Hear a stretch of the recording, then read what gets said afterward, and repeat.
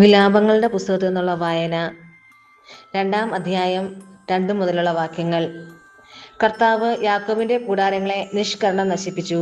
തന്റെ ക്രോധത്തിൽ യൂദാപുത്രിയുടെ ശക്തിദുർഗങ്ങളെ അവിടുന്ന് തകർത്തു. രാജ്യത്തെയും ഭരണാധിപന്മാരെയും അപമാനം കൊണ്ട് നിലം പറ്റിച്ചു. സിയോൻ പുത്രിയുടെ ശ്രേഷ്ഠന്മാർ മൂകരായി നിലത്തിരിക്കുന്നു. അവർ തങ്ങളുടെ തലയിൽ പൂഴി വിതറി. അവർ ചാക്കുടുത്തു. ജെറുസലേം കന്യകമാർ നിലം പറ്റെ തല കുനിച്ചു. കരഞ്ഞു കരഞ്ഞ് എൻ്റെ കണ്ണുകൾ ക്ഷയിച്ചു. എൻ്റെ ആത്മാവ് അസ്വസ്ഥമാണ്. എൻ്റെ ഹൃദയം ഉരുകിപ്പോയി. എന്തെന്നാൽ എൻ്റെ ജനത്തിൻ്റെ പുത്രി നശിച്ചു. ശിശുക്കളും കുട്ടികളും നഗരവീഥികളിൽ മയങ്ങി വീഴുന്നു. മുറിവേറ്റവരെ പോലെ നഗരവീഥികളിൽ തളർന്നു വീഴുമ്പോൾ, മാതാക്കളുടെ മടിയിൽ വെച്ച് ജീവൻ വാർന്നു പോകുമ്പോൾ, അവർ തങ്ങളുടെ അമ്മമാരോട് കരഞ്ഞുകൊണ്ട് അപ്പവും മീനും എവിടെ എന്ന് ചോദിക്കുന്നു. ജെറുസലേം പുത്രി, നിനക്ക് വേണ്ടി ഞാൻ എന്തു പറയും? നിന്നെ ഞാൻ എന്തിനോട് ഉപമിക്കും? കനികയായ സിയോൻ പുത്രി, നിന്നെ ആശ്വസിപ്പിക്കാൻ ഞാൻ നിന്നെ എന്തിനോട് താരതമ്യപ്പെടുത്തും? നിന്റെ നാശം സമുദ്രം പോലെ വിശാലമാണ്. ആർക്ക് നിന്നെ പുനരുദ്ധരിക്കാനാവും? നിന്റെ പ്രവാചകന്മാർ നിനക്ക് വേണ്ടി കണ്ടത് വഞ്ചനാത്മകമായ വ്യാജ ദർശനങ്ങളാണ്. നിന്റെ ഐശ്വര്യം പുനഃസ്ഥാപിക്കാൻ വേണ്ടി നിന്റെ അകൃത്യങ്ങൾ അവർ മറ നീക്കി കാണിച്ചില്ല. അവരുടെ ദർശനങ്ങൾ മിഥ്യയും വഞ്ചനാത്മകവുമായിരുന്നു. സിയോൻ പുത്രി, കർത്താവിനോട് ഉറക്കെ നിലവിളിക്കുക.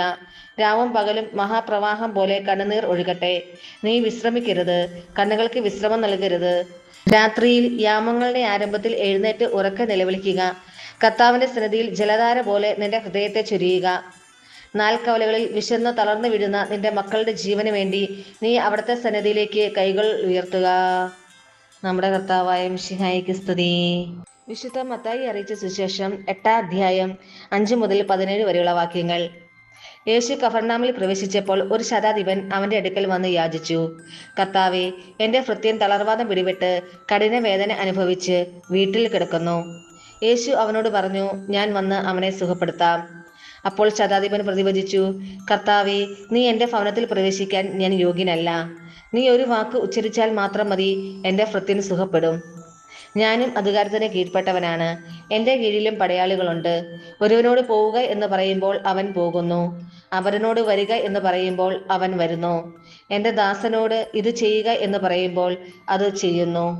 യേശു ഇത് കേട്ട് ആശ്ചര്യപ്പെട്ട് തന്നെ അനുഗമിച്ചിരുന്നവരോട് പറഞ്ഞു, സത്യമായി ഞാൻ നിങ്ങളോട് പറയുന്നു, ഇതുപോലുള്ള വിശ്വാസം ഇസ്രായേലിൽ ഒരുവനിൽ പോലും ഞാൻ കണ്ടിട്ടില്ല.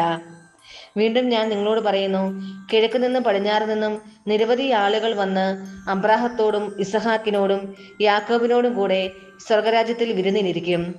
രാജ്യത്തിന്റെ മക്കളാകട്ടെ പുറത്തുള്ള അന്ധകാരത്തിലേക്ക് എറിയപ്പെടും. അവിടെ വിലാപവും പല്ലുകടിയുമായിരിക്കും. യേശു ശതാധിപനോട് പറഞ്ഞു, പൊയ്ക്കൊള്ളുക, നീ വിശ്വസിച്ചതുപോലെ നിനക്ക് ഭവിക്കട്ടെ. ആ സമയത്ത് തന്നെ ഭൃത്യന് സുഖം പ്രാപിച്ചു. യേശു പത്രോസിന്റെ വീട്ടിലെത്തിയപ്പോൾ അവന്റെ അമ്മായിയമ്മ പനി പിടിച്ചു കിടക്കുന്നത് കണ്ടു. അവൻ അവളുടെ കയ്യിൽ സ്പർശിച്ചു. പനി അവളെ വിട്ടുമാറി. അവൾ എഴുന്നേറ്റ് അവനെ ശുശ്രൂഷിച്ചു.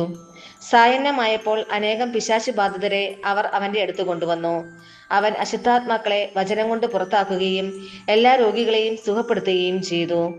അവൻ നമ്മുടെ ബലഹീനതകൾ ഏറ്റെടുക്കുകയും രോഗങ്ങൾ വഹിക്കുകയും ചെയ്തു എന്ന് യേശയ്യാ പ്രവചിച്ചത് അങ്ങനെ നിറവേറി. നമ്മുടെ കർത്താവായ മിശിഹായിക്ക് സ്തുതി.